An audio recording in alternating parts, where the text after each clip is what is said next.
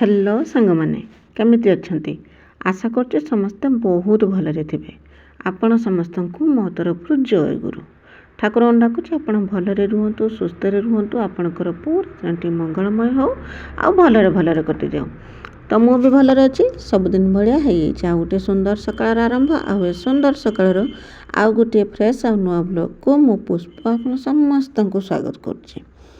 तो सकाळ काम दाम मोर सरी गाधुआ पाधुआ कम सरी देकी मु पलि आसती गैस पाखक चा बसापी चा बसई देती चा चा हो सारापर तापर मुझे छांकी देती। तो आज कम आरंभ हो मिस्त्री आसछंती प्राय 3-4 दिन पर आज मिस्त्री आसछंती चा नहीं आगर दे आसनी तापर पुआ मु दीज मिसिकी चा पीद पु तो आस जागर दीज मिसिक चा पीदबा बाबा आ चा पीऊना चा छाड़ी देती दीज चा नहीं दीज चा पीदेले पी दे सारापर तापर मु नागे रोसई आउ सकाळ बेले एते मु भी जानीपारूनी कौन पाई कि सबुदिन जे टाइम रे उठे से टाइम रे उठुची सबू से काम करुची किंतु खाइबा टाइमटा लेट हो 9टा होची किंतु से पर्यंत मोर किसी भी रोसईबास हो पारना 9टा बेले मु आसुची गैस पाखक रोसई करने कि मिकेल तो स्कूल जीव तापर समस्ते खाइबापी पलि आसुचंती किंतु मोर हो पारुना। तो से कि मुझे क्या कौन खाइबा देती सेटा मु निजे भी जानी ना।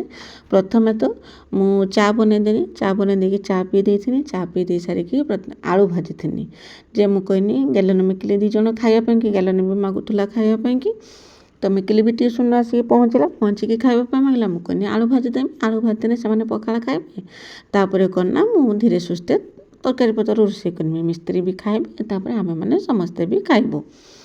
तो राति कन्ना आम झील भी आसिक पहुँची कहीं जो ननद जे ऑपरेशन होगापी कि जो जाते से राति फेरिले तांकरी सांगरे बाबा तो जाते आने कि और झील भी आसिक राति पहुँची तो समस्ते खियापिया करेंगे से भाविकी मु करना फास्ट आलू भजाटे बसई देती किंतु आलू भजा तो हो सारी से भाई आसिक पहुँचले तो समस्ते खाइबापी कि बाबा भी आसिक पहुँचले मु कौन करमी मोर किछि माने मुंडू को बुद्धिबाट किछि देखालानी कौन रोसई करमी क्या कौन खाइबा देमी ना सेपटर मिस्त्री रोसईबास करमी ना एपटर एमाने जे समस्ते खाइबापी आसले समस्त रोसईबास करमी यही कथा चिंता करू करू तो आलूटा तो भजा भात माने भाजी देती मुझे बसई देती आलूटा तो बन देती तापर टमाटो 2टा पोड़ी मु रखी तो कौन करमी जा हो मिसई सजेकी समस्त को जे रकम जा हो खाइबा मु मेकअप करती कौन करती ना जे आलू भजा थिला गैलन मिकिले आलू भजा थी कि पखाड़ खाई देथिले तापर करना भाई कि मु रोटी करने कि समय पाइथिलेनी भाई जिते खाया आसिले भाई कि क्षीर गरम करके पिठा थिला पिठा होता मो पाखे जो चकई पिठा गोलई थी आउ पिठा होता 2 खंड पिठा कर देथिनी भाई खाई देथिले पिठा क्षीर खाई देथिले तापर आम पुओ झील 2 जण आसिले करना से कहले आमे पखाड़ खाइबा तो पखाड़ खाइबा माने पखाड़ खाइबापी कि भी व्यवस्था दरकार तो खाली भी तो आउ पखाड़ खाई हेबनी आउट कौन करती ना मुझे जानी था से पखाड़ खाइबा कथा तो कि बेसिका करके आलू भाजी देते से पखाड़ खाई था मुझे जानी से पखाड़ खाइबा मुझे से रुटी खाइबे समस्त रुटी बनईमी तो देखला बेलू मु कौन करना पुणी पखाड़ खाइबापी कि व्यवस्था करनी तो टमाटो पोड़ी के जो रखी से बड़ी भाजिनी बड़ी भाजिकी टमाटो चटनी करती टमाटो चटनी करने भितर जो तरकारी जो बनईमी से तरकारीटा भी मु बसई देती तापर चटनी करने भितर तरकारीटा भी हो जाता मु तरकारी बनई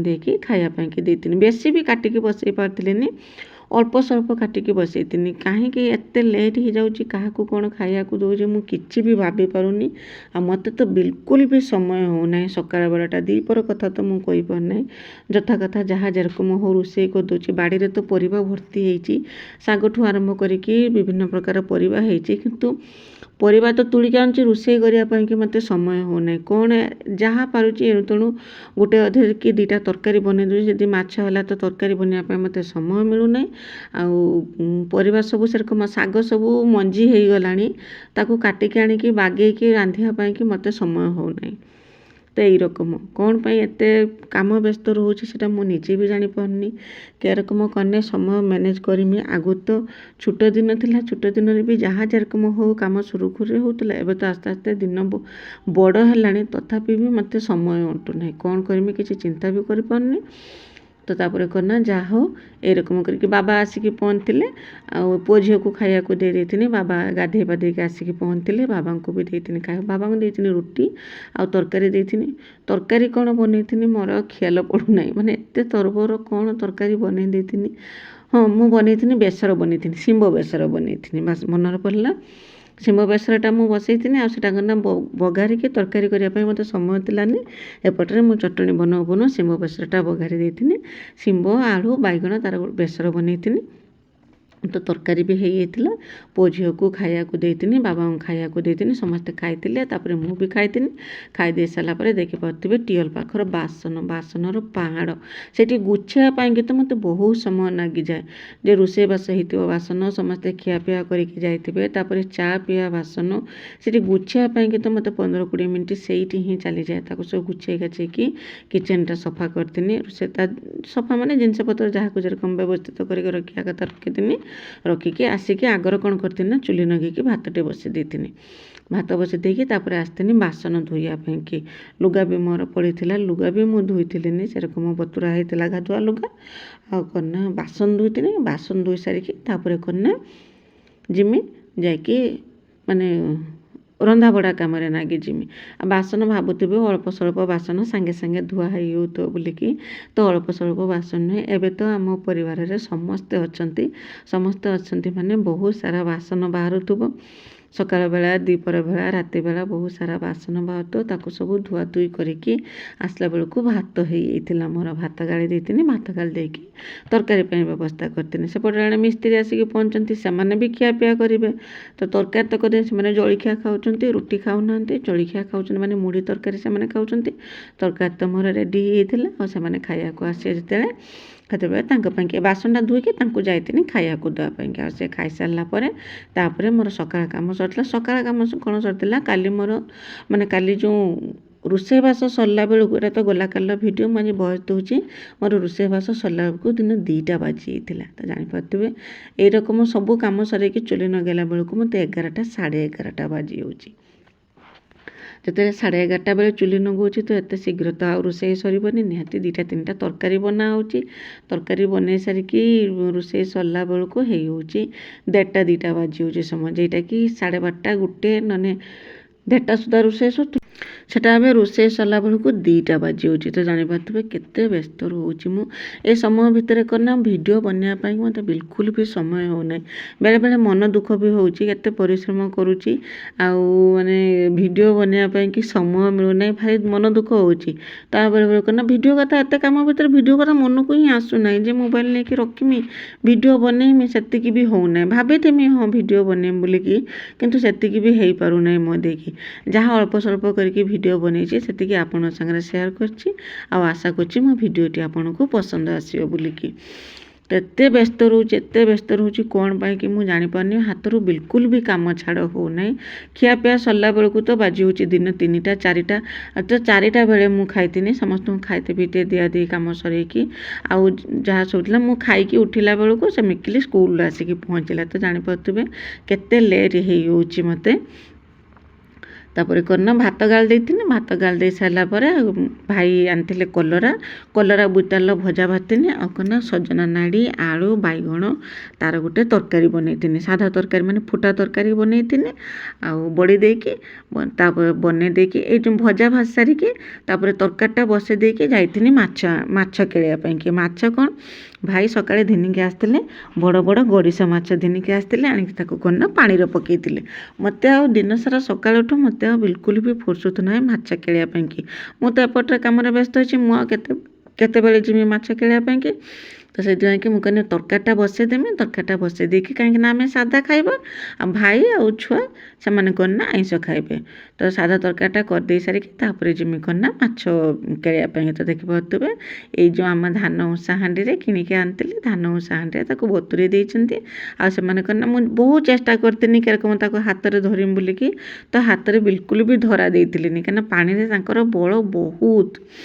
ତ ସେଥିପାଇଁ କି ସେ ବିଲକୁଲ ବି ହାତରେ ଧରା ଦେଇଥିଲେନି, ମୋତେ ନିରାଶ ହେବାକୁ ପଡ଼ିଥିଲା। ପୁଣି ଆସିକି ଗୋଟେ ଜାଳି ନେଇଥିଲେ, ଜାଳି ନେଇକି ମାଛ ବାହାର କରିଥିଲି। ବାହାର କରିକି ତାକୁ କ'ଣ ନା କେଳେଇ ଧୋଇକି ଯାଇକି ଆମ୍ବୁଲ ପାଣିଟେ କରିଥିଲି। ଆଉ ଗୋଡ଼ିଶ ମାଛ ଯେହେତୁ ଦେଶୀ ମାଛ, ତ ଆମ୍ବୁଲ ପାଣି ତ ନିହାତି ହେବ, କାହିଁକିନା ଦେଶୀ ମାଛରେ ଆମ୍ବୁଲ ନଦେଲେ ନା ସେ ବିଲକୁଲ ବି ଭଲ ଲାଗେନି। ଆମ୍ବୁଲ ଆଉ ସୋରିଷ ବଟା ଦେଇକି ଦେଶୀ ମାଛ ରାନ୍ଧିନି, ଭାବିଥିଲି କ'ଣ ନା ଆର ରେସିପି ସେୟାର କରିମି ବୋଲିକି, କିନ୍ତୁ ରୋଷେଇ କରିବା ସମୟରେ ଯେ ମାନେ ମାଛ କେଳିଆଠୁ ଆରମ୍ଭ କରିକି ତରକାରୀ ରାନ୍ଧି ସାରିଲା ପର୍ଯ୍ୟନ୍ତ ମୋତେ ବିଲକୁଲ ବି ଧ୍ୟାନ ଆସିଲାନି ଯେ ମୁଁ ୟାର କିଛି ଭିଡ଼ିଓ ବନେଇବି ବୋଲିକି। ତାପରେ ମୁଁ ଯେଇ ଜାଗାରେ ରୋଷେଇ କରୁଛି ନା, ସେ ଜାଗାଟା ଏରକମ ଜାଗା ଯେ ମାନେ ଷ୍ଟାଣ୍ଡ ରଖି ତ ରୋଷେଇ କରିବ ନାହିଁ। ତାପରେ ସେଇଟା ହେଉଛି ଯିବା ଆସିବା ବାଟଟେ, ତ ମୁଁ ସେଇଠି ବସିକି ରୋଷେଇ କରୁଛି, ପୁଣି ମିସ୍ତ୍ରୀ କାମ କରୁଛନ୍ତି, ସେଇ ବାଟେ ଯାଉଛନ୍ତି ଆସୁଛନ୍ତି, ଯେଉଁଥିପାଇଁ କି ମୋତେ ବାରମ୍ବାର ଉଠାପଡ଼ା ହେବାକୁ ପଡ଼ୁଛି। କ'ଣ ଦରକାର ହେଉଛି ସେମାନେ ଯାଉଛନ୍ତି ପୁଣି ଆସୁଛନ୍ତି, ତ ସେଇଥିପାଇଁ କି ମୁଁ ସେଠି ବିଲକୁଲ ବି ଭିଡ଼ିଓ ବନେଇ ପାରୁନି। ଆଉ ଯେତେବେଳେ କ'ଣ ନା ମୋତେ ସବୁ ସୁବିଧା ହେଇଯିବ, ତ ଆପଣଙ୍କ ସାଙ୍ଗରେ ପୁରା ଭିଡ଼ିଓ ମୁଁ ସେୟାର କରିବା ପାଇଁକି ଚେଷ୍ଟା କରିବି। ଯେରକମ ମୋର ରେଗୁଲାର ଭିଡ଼ିଓ ଆସୁଥିଲା ସେରକମ ଭିଡ଼ିଓ ସେୟାର କରିବା ପାଇଁକି ନିଶ୍ଚୟ ଚେଷ୍ଟା କରିବି। କ'ଣ ସେଇ ରକମ ଭିଡ଼ିଓ ମୋର ଆଗକୁ ଆସିବ। ଆଉ ବର୍ତ୍ତମାନ ପର୍ଯ୍ୟନ୍ତ ମୁଁ ଯେମିତି ଭିଡ଼ିଓ ବନାଉଛି, ତ ଆପଣମାନେ ସେଇ ରକମ ଭିଡ଼ିଓରେ ମୋତେ ବହୁତ ସାରା ଭଲ ପାଇବା ଦେବେ ବୋଲିକି ମୁଁ ଆଶା କରୁଛି। ତ ଆଜି ଦିନଟି ତ ମୋର ଏମିତି ଭାବରେ କଟିଗଲା, ଖାଲି କାମରେ ହିଁ କଟିଯାଇଥିଲା। ଆପଣମାନେ ଭାବୁଥିବେ କ'ଣ ଏତେ କାମ ହେଉଛି, ତ କ'ଣ କରିବି, ମୋର ତ ସେଇ ରକମ ଦିନଟା କଟିଯାଉଛି ସକାଳଠୁ ରାତି ପର୍ଯ୍ୟନ୍ତ। ମୋତେ ଆଉ ମାନେ ଏଇ କାମ ଛଡ଼ା ମୋତେ ଆଉ କିଛି ବି ଦେଖା ହେଉନାହିଁ। ତ ଯାହା ହଉ, ଆଶା କରୁଛି ଆଜି ଭିଡ଼ିଓଟି ଆପଣଙ୍କୁ ପସନ୍ଦ ଆସିଥିବ ବୋଲିକି।